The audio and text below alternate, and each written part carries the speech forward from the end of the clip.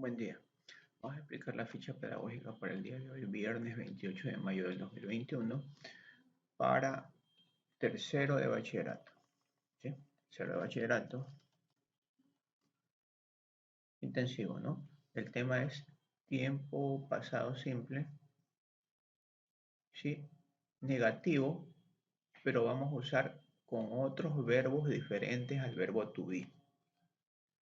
¿Sí? Con otros verbos diferentes al verbo to be. El verbo to be es aparte, no lo consideramos aquí. Ahora, este tema es un tema que ya lo hemos visto, ¿sí? Ya lo hemos visto en clases anteriores,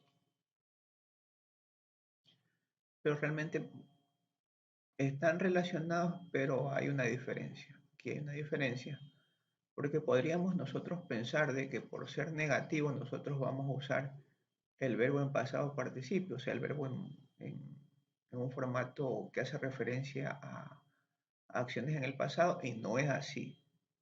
En el negativo, nosotros no usamos el verbo en pasado participio, ¿sí? Como lo usábamos en el formato afirmativo. Nosotros usamos aquí el verbo en la forma base, que está aquí en esta tablita, que yo se las entrego, y está en la columna rosa, en otra la primera columna. Ese es el verbo que se usa en este formato negativo del simple past tense. Ahora dice, utilizamos el simple past tense para hacer referencia a una acción finalizada que no tiene conexión con el presente o acciones repetidas en el pasado. Eso es para qué lo usamos. Ahora, explicación de la ficha pedagógica actual. Aquí va a estar este video que les estoy hablando en este momento. Aquí va a estar. Ya.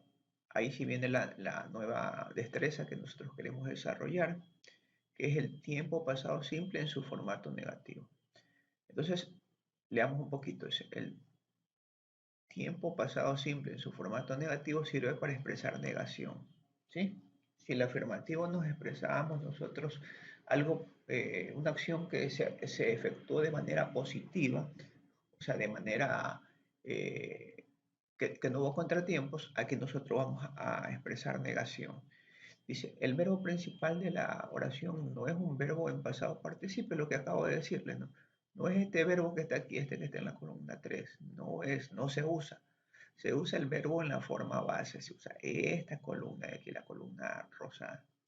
Se forma insertando el auxiliar did más la palabra not entre el pronombre sujeto y el verbo en la forma base. Aquí tenemos el pronombre sujeto y aquí tenemos el verbo en la forma base. Entre ambos se inserta did más not, en todos los casos. Y aquí nosotros tenemos en la ficha 8 ejemplos, 5 para el singular, 3 para el plural, de todas las personas, tanto para el singular como el plural, y está la traducción respectiva.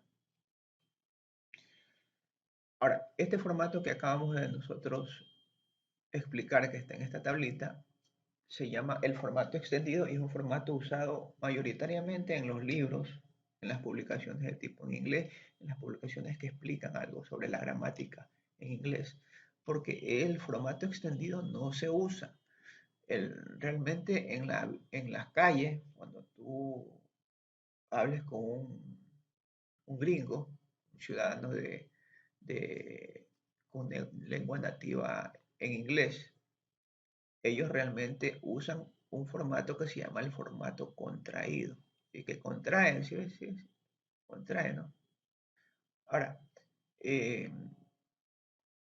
las dos cosas significan lo mismo, sino que se escriben de manera diferente. ¿Sí? Este es el formato verbal.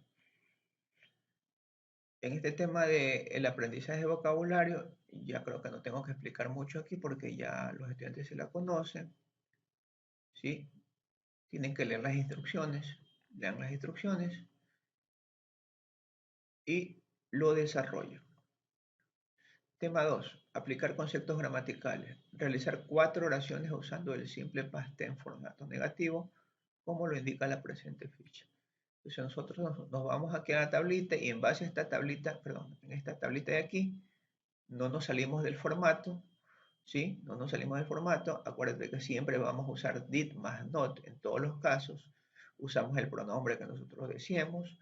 Usamos el verbo en la forma base que decíamos nosotros. Que por supuesto está en esta tablita, ¿no?